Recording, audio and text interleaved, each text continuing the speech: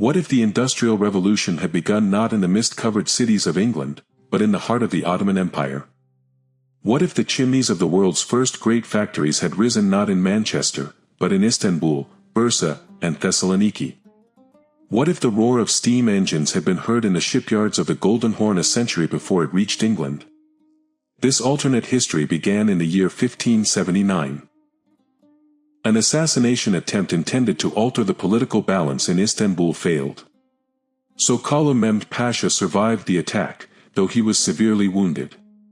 When he returned to office after months of recovery, he saw the danger facing the empire more clearly than before. The Ottoman armies were still powerful. The empire stretched across 3 continents, and Istanbul was rising as one of the largest commercial cities in the world. Yet the European states along the Atlantic coast were opening new sea routes, silver from the Americas was transforming European markets, and oceanic trade was slowly weakening the old supremacy of the Mediterranean. According to Sokollu Mehmed Pasha, the Ottoman Empire's true rival was not Europe's armies, but Europe's productive capacity. For that reason, he opposed the circles demanding the closure of the Istanbul Observatory. The observatory directed by Taqi al-Din ceased to be an institution devoted only to studying the heavens. It was transformed into a major research center where astronomers, mathematicians, metalworkers, clockmakers, naval engineers, and hydraulic specialists worked together. A new institution called the Imperial Machine House was constructed beside the observatory. Its mission was to develop mechanical solutions to the technical problems facing the empire. Flooded mines, heavy loads in the shipyards, irrigation systems, mills, foundries, and shipbuilding all became fields of study for state-supported engineers. Taqi al-Din had already experimented with simple mechanisms driven by steam pressure. For the first time, those mechanisms became part of a major state project. The first challenge facing Ottoman engineers was the coal mines.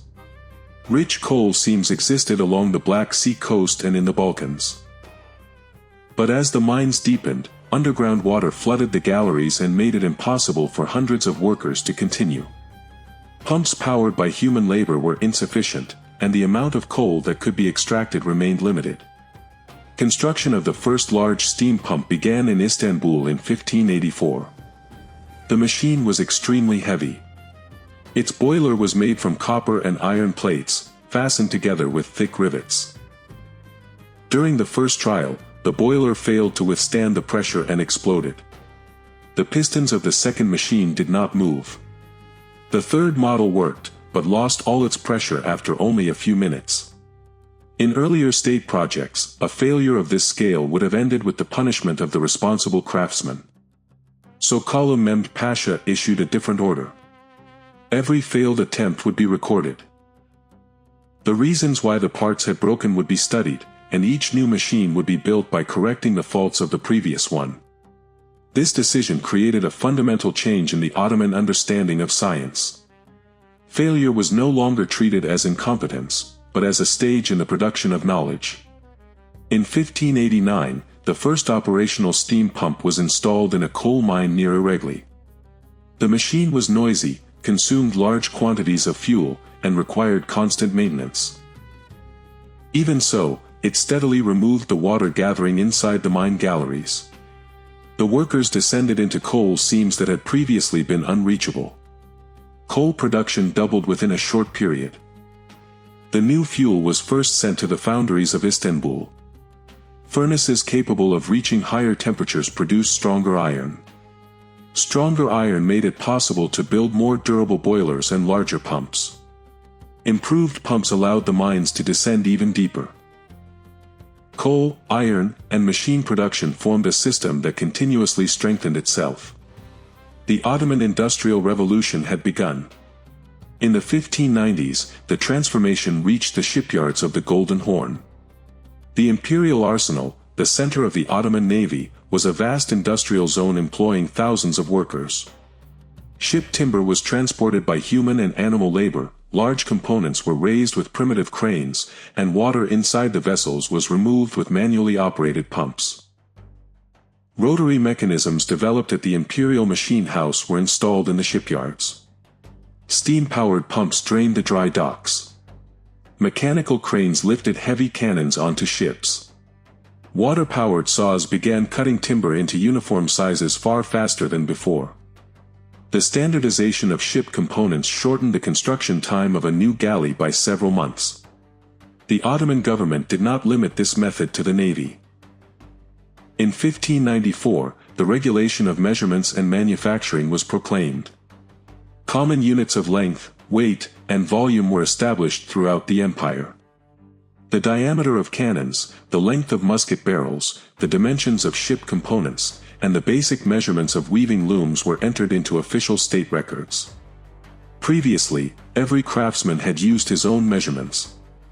A metal component produced in Bursa would not fit perfectly into a machine in Istanbul. A cannonball cast in the Balkans could not always be loaded into a cannon barrel made in Anatolia. The new system ended this problem. A component manufactured in one factory could now be used in another machine hundreds of kilometers away. Standardized production became one of the greatest strengths of Ottoman industry. The transformation provoked resistance from the guilds. Craft organizations in Istanbul, Bursa, Damascus, and Cairo argued that state factories would destroy traditional production. Some masters claimed that machines reduced the value of skilled labor. Some guilds attempted to prevent new looms from being installed. In Istanbul, a mechanical weaving loom was destroyed in the middle of the night. The Ottoman government did not abolish the guilds. It incorporated them into the industrial system. Craftsmen who designed new machines were granted invention charters. These charters gave the inventor exclusive production and sales rights for a fixed period. Successful designs were purchased by the state, and their creators received a share of the factory's profits. The craftsmen stopped fighting the machines and began improving them. Weavers in Bursa designed faster looms. Metalworkers in Damascus produced stronger gears. Hydraulic engineers in Cairo adapted steam pumps to the irrigation systems of the Nile. Jewish and Greek craftsmen in Thessaloniki developed mechanical devices that twisted ship ropes at far greater speed. Yet the spread of technical knowledge throughout the empire remained slow. The drawings of a machine had to be copied by hand, and engineering books reached only a small number of people. In 1596, a state printing house was established to publish technical works in Turkish, Arabic, Persian, and Greek. Among the first books printed were works on geometry, mining, metallurgy, navigation, and mechanics. Machine components were shown in detailed illustrations, maintenance methods were explained, and the causes of failed experiments were recorded in writing.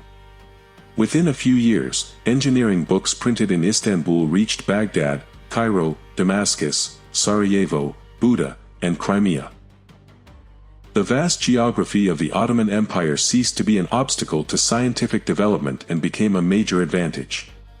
The mining experience of the Balkans, the hydraulic engineering of Egypt, the metalworking traditions of the Iranian frontier, the weaving knowledge of Anatolia, the scholarship of Arab mathematicians, the expertise of Jewish printers, and the experience of Greek shipbuilders were combined within a single production system.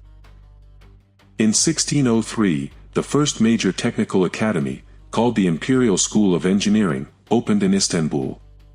Students studied mathematics, physics, metallurgy, hydraulics, architecture, and machine design.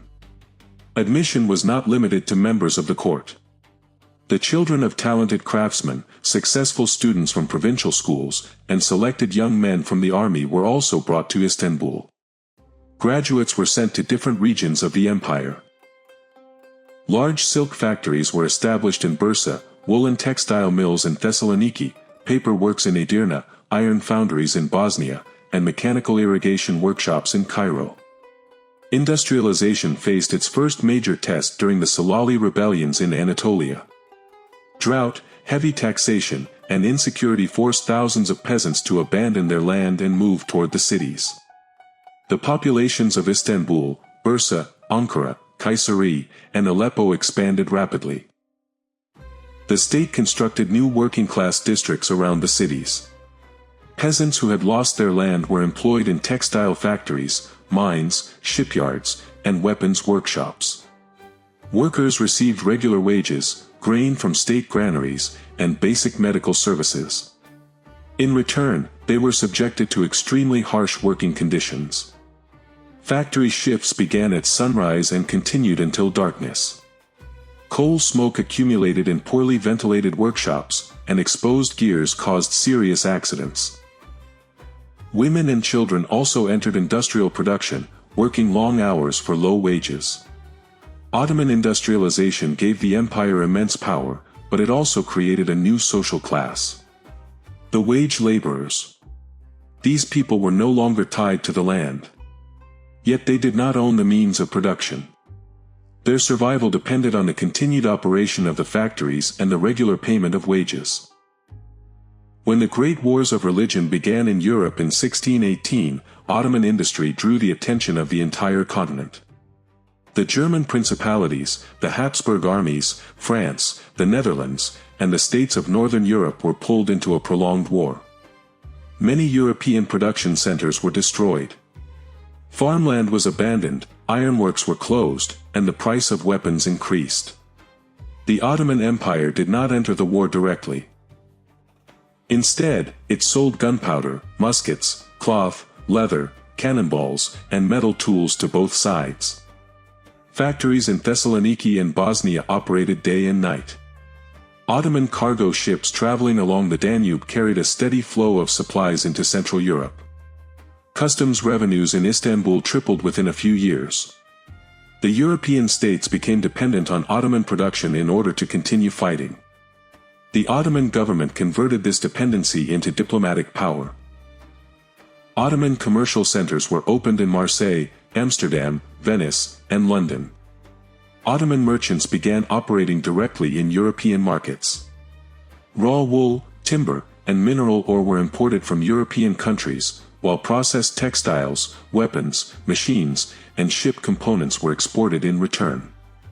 The commercial privileges granted to European states in conventional history were reversed during this period. Capitulations providing low taxation and legal protection for Ottoman merchants were accepted in European ports. England and the Netherlands established extensive espionage networks in an attempt to acquire Ottoman machines. Engineers were invited to Europe with offers of high salaries. Factory blueprints were purchased. Some Ottoman craftsmen settled in Amsterdam, London, and Hamburg.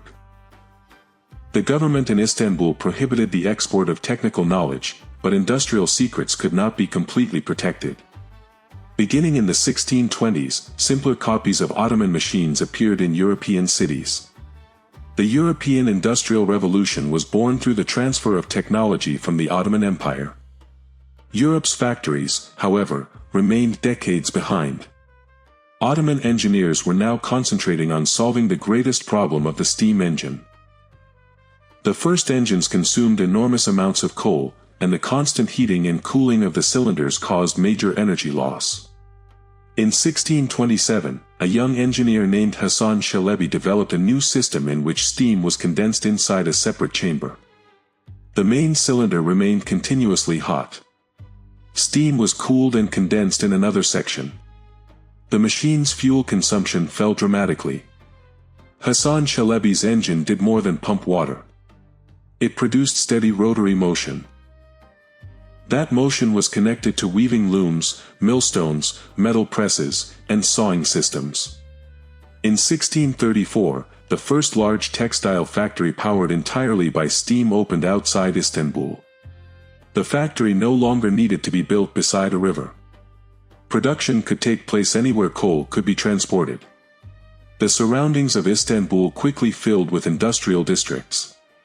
Iron foundries, textile mills, paper works, and machine workshops rose along the shores of the Golden Horn. Bursa's population expanded. Thessaloniki became the industrial center of the Balkans. Izmir became a major export port processing cotton and grain from Anatolia. The appearance of the cities changed. Factory smoke covered the sky. Working-class districts expanded beyond the city walls. The waters of the Golden Horn darkened with chemical waste and coal residue. Epidemics became more frequent. Industrialization brought more than wealth and military power. Pollution, overcrowding, workplace accidents, and poverty also became part of modern Ottoman urban life. The new production system transformed the army as well. Muskets began to be manufactured with standardized components. A damaged part in a soldier's weapon could easily be replaced in the field. Cannonballs were cast in common sizes, allowing ammunition to be shared between different units. Technical divisions were created within the Janissary Corps.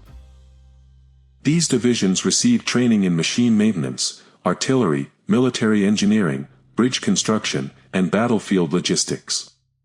Janissaries working in military factories became some of the strongest supporters of the industrial order. Janissary rebellions did not disappear completely. Traditional factions continued to resist reform. Yet the technical units and factory soldiers receiving regular salaries remained loyal to the state. By the middle of the 17th century, the Ottoman army possessed one of the most advanced logistical systems in the world. Large depots were constructed along the Danube. Mechanical cranes loaded cannons onto ships. Steam pumps were used to remove water during sieges. Mobile repair workshops moved alongside the armies. When the Ottoman army reached Vienna in 1683, Europe did not face the Ottoman army of the previous century. Supply lines stretching along the Danube functioned without interruption. The artillery used standardized ammunition. Excavation machines worked day and night to approach defensive positions. River transport prevented shortages of food and gunpowder. Vienna did not surrender after weeks of siege, but the Habsburg administration accepted that the war could not continue. The Treaty of Pressburg was signed. The Habsburgs recognized Ottoman authority over Hungary. Austrian ports were open to Ottoman industrial goods. Vienna was integrated into the Ottoman commercial system. The Ottoman army did not enter the city. The empire's objective was no longer simply to conquer new territory, but to connect the European economy to a system centered in Istanbul. At the beginning of the 18th century, the Ottoman Empire became the world's largest industrial and commercial power. The population of Istanbul exceeded 1 million. The city became an enormous center of production, with factories on the Golden Horn, commercial houses in Galata, and shipyards along the Bosphorus. The lights of workshops operating through the night could be seen above the city. Steam-powered cargo vessels began operating on the Danube, Nile, Euphrates, and Tigris. The first ships moved extremely slowly against the current. Yet their ability to maintain regular schedules accelerated trade. Travel times between Istanbul and the Black Sea ports were shortened. Grain, coal, and iron could be transported at lower cost. In 1721, construction began on the Egyptian Canal connecting the Mediterranean to the Red Sea. Hundreds of thousands of workers, engineers, and soldiers labored for years. Excavation machines, steam pumps, and mechanical cranes were used throughout the project. The canal opened in 1734. The first canal was not wide enough for large warships. It did, however, allow small merchant vessels and cargo barges to travel directly from the Mediterranean into the Red Sea. The direction of world trade changed. Cotton, spices, tea, and precious stones from the Indian Ocean began passing through Ottoman territory. Alexandria, Cairo, Jeddah, Basra, and Istanbul became centers of global commerce. Portugal's sea route around the southern coast of Africa lost its importance. England and the Netherlands remained dependent on Ottoman customs duties in Asian trade. The Ottoman Navy established permanent bases in the Red Sea and the Indian Ocean. Large shipyards opened in Yemen, Basra, and along the East African coast. An industrial and defensive alliance was established with the Mughal Empire. Ottoman engineers constructed mines, cannon factories, rail-based freight systems, and mechanical textile works in India. The Mughals supplied the Ottomans with cotton, spices, and financial resources. The British East India Company remained confined to a few small trading centers along the coast. England never conquered India. Deprived of Indian revenues, London never acquired the financial power required to build a global empire. The Royal Navy remained influential in the Atlantic, but the Indian Ocean and the Mediterranean stayed under Ottoman control. During this period, Galata became the world's largest financial center. Merchant families, money changers, and charitable foundations became partners in industrial investments. Foundation income was no longer used only to construct mosques, hospitals, and schools. It also financed factories, mines, canals, and ports. The income from a textile factory in Thessaloniki funded a hospital in Damascus. The profits of an irrigation company in Egypt supported technical schools in Istanbul. The state combined industrial investment with the traditional institutions of society. But this system created a powerful industrial elite. Great merchant families gained control over hundreds of factories and mines. Partnerships were established with government officials. The wealth produced by the workers began to concentrate in the hands of a small group. In 1763, the first major workers' strike began in the iron factories of Istanbul. Thousands of workers halted production. They demanded higher wages, shorter working hours, and assistance for workers injured in accidents. Workers in Thessaloniki and Bursa joined the strike. The state initially attempted to reopen the factories with soldiers. Clashes took place. Some workers were arrested. When production remained suspended for weeks, the Ottoman treasury suffered major losses. In 1770, the Workers' Code was enacted. Working hours were limited. Children were prohibited from operating heavy machinery. Factory owners were required to compensate workers injured in industrial accidents. Workers were permitted to establish their own mutual aid funds. The Ottoman Empire introduced one of the world's first comprehensive industrial labor laws. The growth of the industrial cities also changed the political system. Merchants demanded protection for their investments, workers demanded regulation of working conditions, and the provinces demanded that taxes be spent on local projects. In 1782, an expanded state assembly called the General Council was established. The assembly included government officials, religious scholars, merchants, engineers, guild representatives, and provincial delegates. Budgets, taxes, and major infrastructure projects were debated within the council. The Sultan retained executive authority, but economic decisions were no longer made by the palace alone. When the French Revolution began, the Ottoman Empire did not experience a comparable political explosion. Demands for equality, citizenship, and representation had already been debated in Istanbul for decades. The ideas of the French Revolution influenced the Balkans and the Arab cities, but political movements did not seek the direct overthrow of the dynasty. Greeks, Serbs, Bulgarians, Armenians, Arabs, Bosnians, and other communities demanded broader representation in the assembly. In 1798, the law of provincial assemblies was adopted. Every major region established its own local council. Education, local taxation, municipal services, and regional infrastructure were placed under the authority of these councils. Defense, foreign trade, the monetary system, and major industrial investments remained under Istanbul's control. The Ottoman Empire began transforming from a centralized state into an industrial federation. Napoleon's attack on Egypt demonstrated the strength of this system. When the French fleet appeared off Alexandria in 1798, Egypt was not defenseless.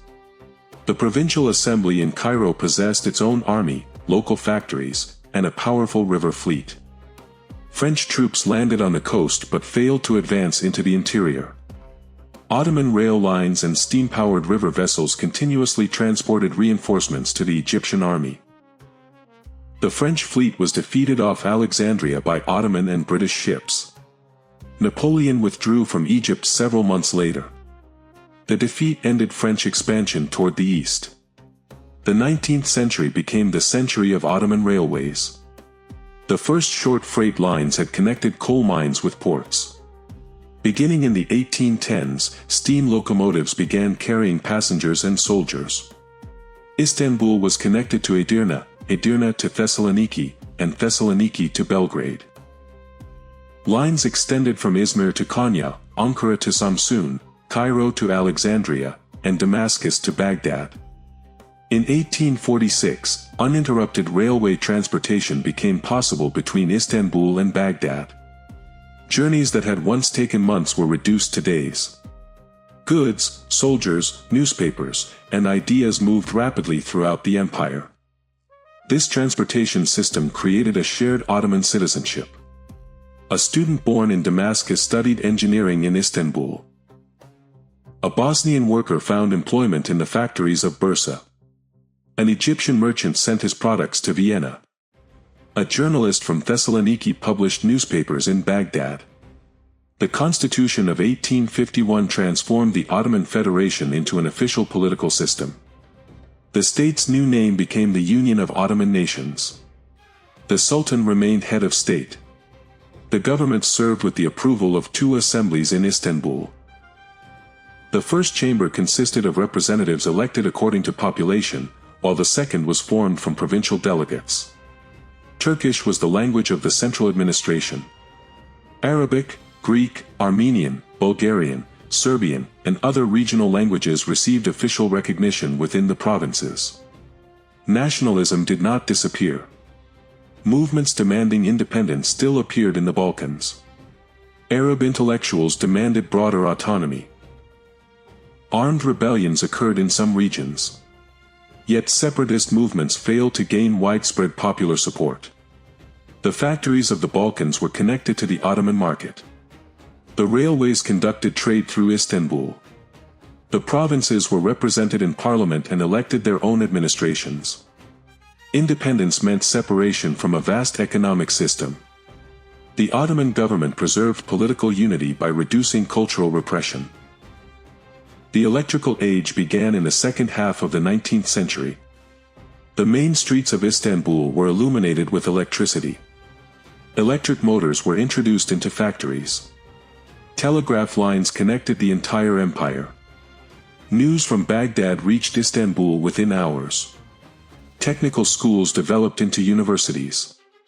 Departments of chemistry, medicine, electrical engineering, and modern physics were established. Women were admitted to medical and teaching schools in 1868. They later entered departments of textiles, chemistry, and engineering. The employment of women in factories, hospitals, schools, and state institutions caused major social controversy. Conservative groups opposed the changes.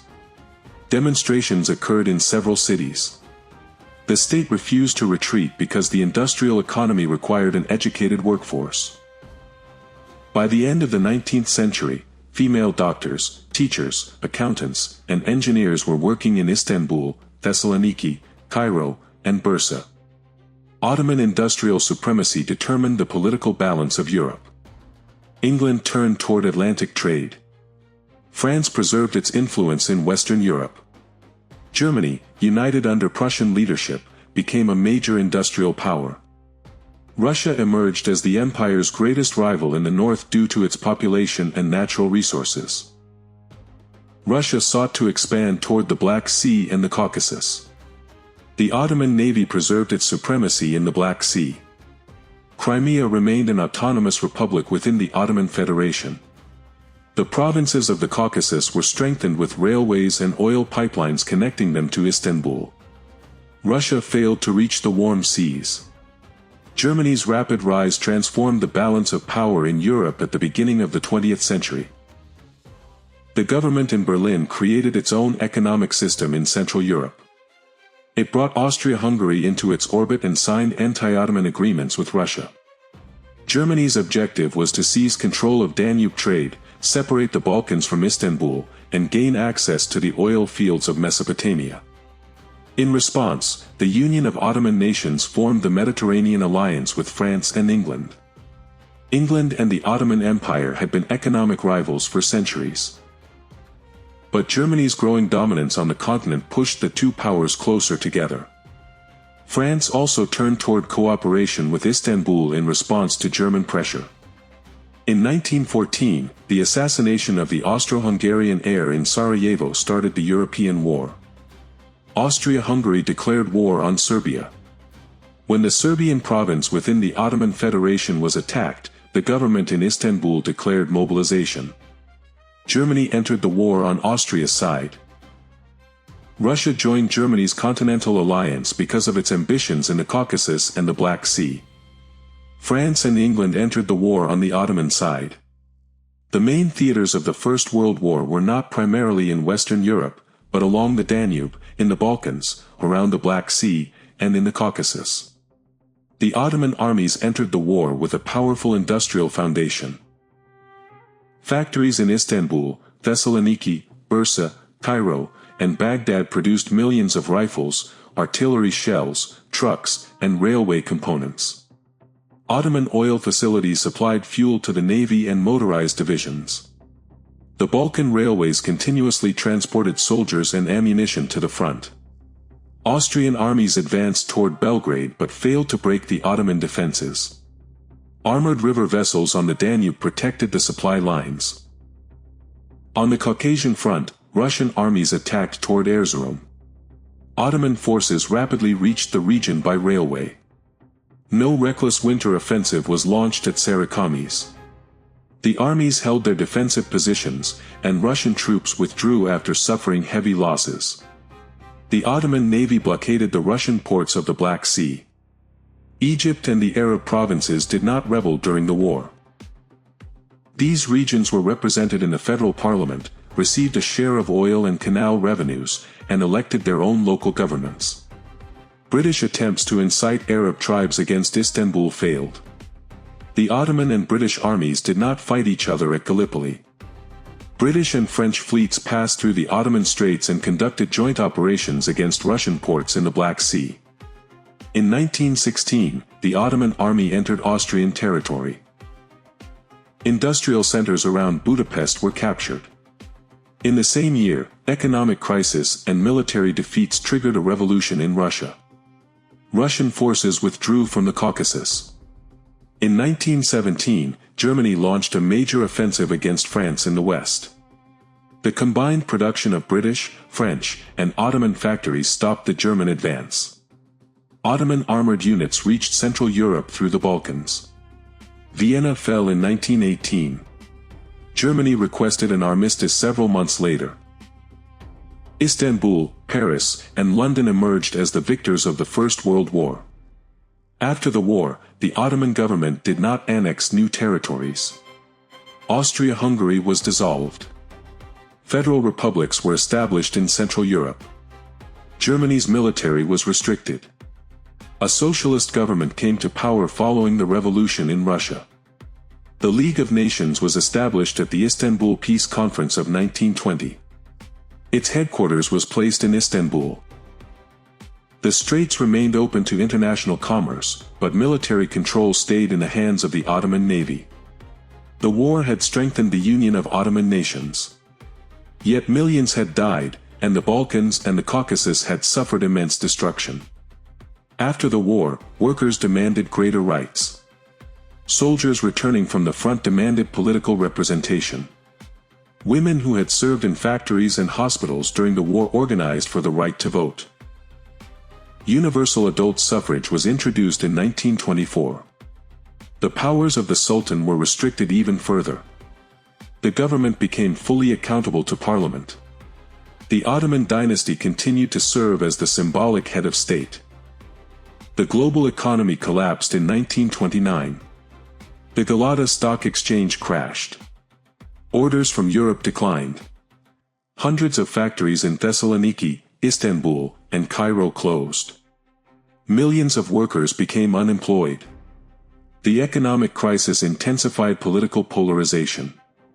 Industrialists demanded a strong centralized government. Workers' parties supported the nationalization of factories.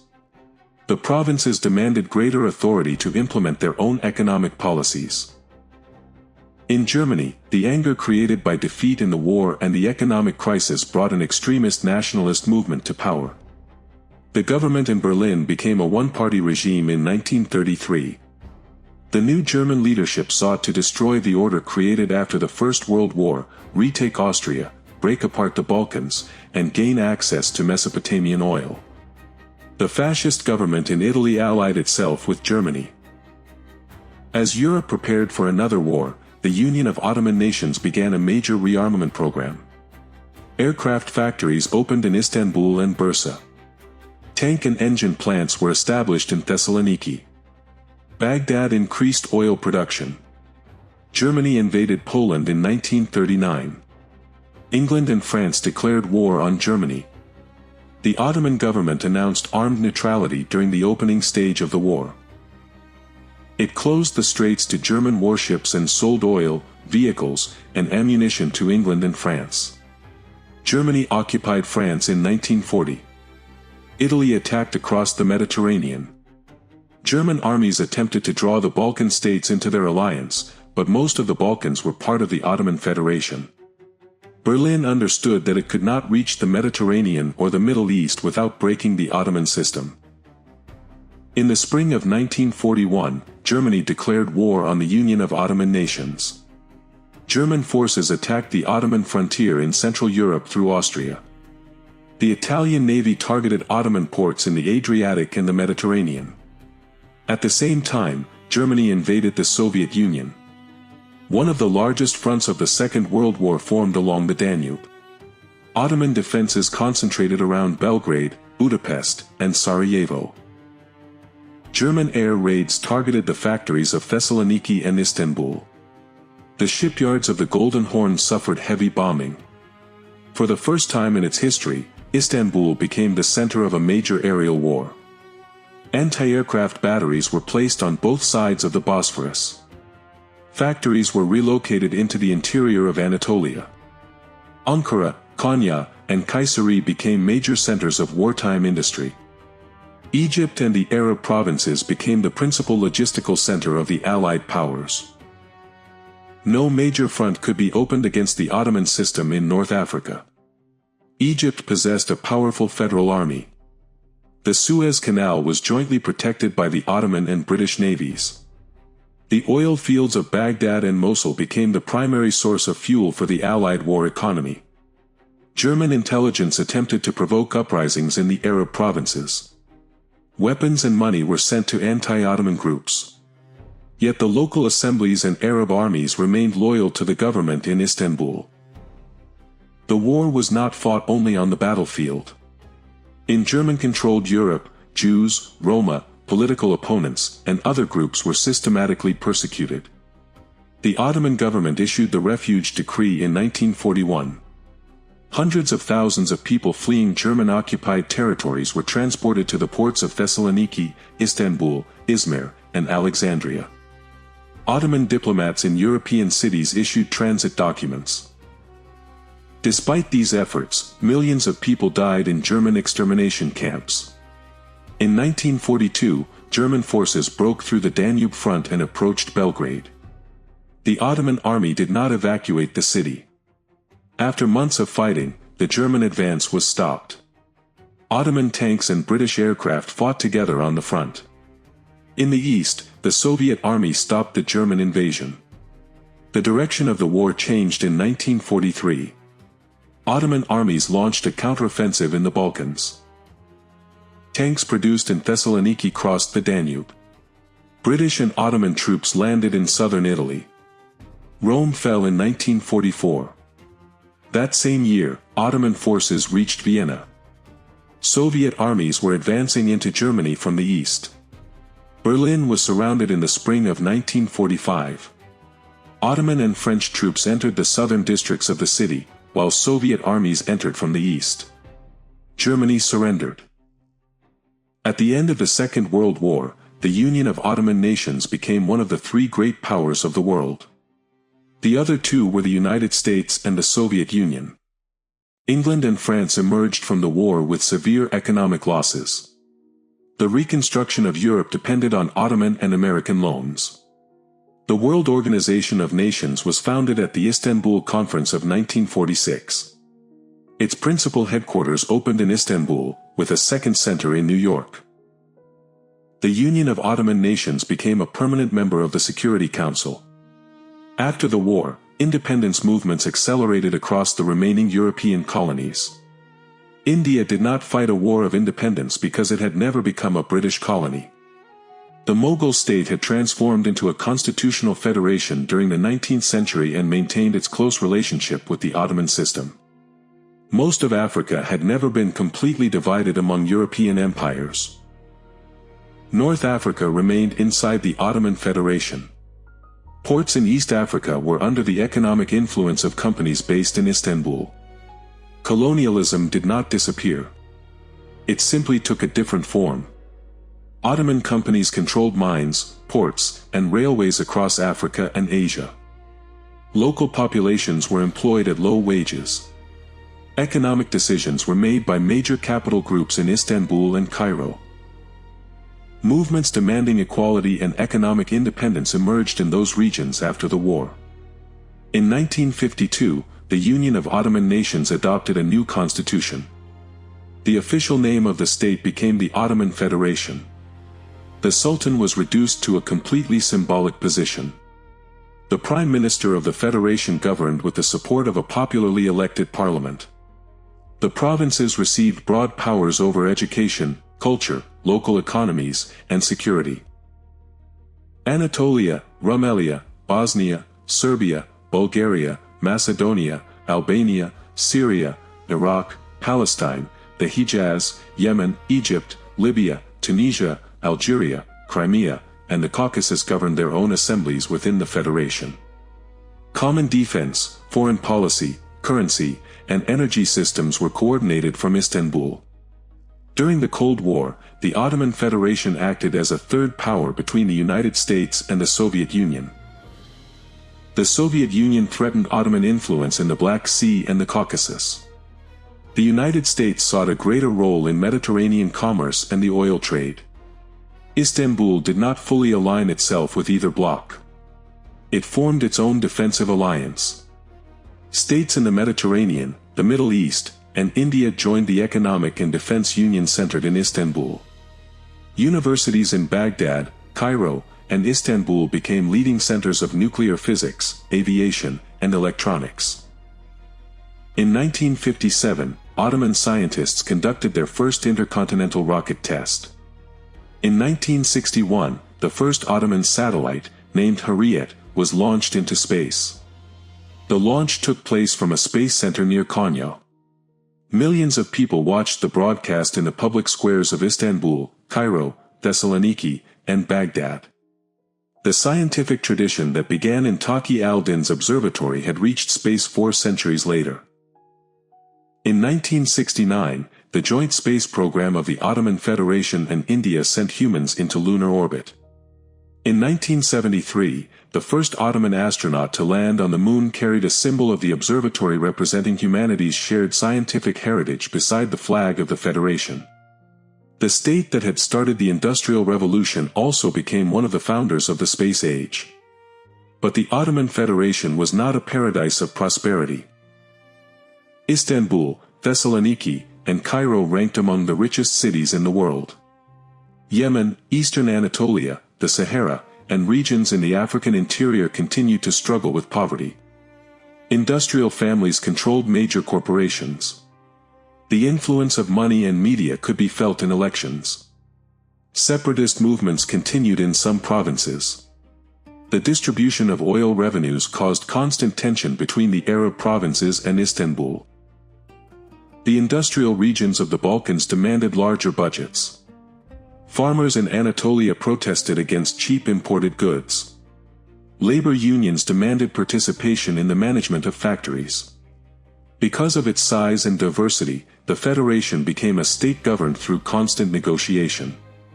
Environmental problems also became increasingly severe. The intensive use of coal had begun in the 17th century. Fossil fuel consumption expanded far earlier than it did in conventional history. By the end of the 19th century, thick industrial smog covered Istanbul. The waters of the Golden Horn were almost completely polluted. Forests around Bursa had diminished because of factories and urban expansion. By the middle of the 20th century, the rise in global temperatures had become clearly visible. Ottoman scientists had explained the effect of atmospheric gases on the climate at an early stage. Major industrial corporations resisted restrictions on production. During the 1970s, the Ottoman Federation began a major energy transition program. Solar power was developed in Arabia and North Africa, while wind power expanded along the coasts of the Aegean and the Balkans.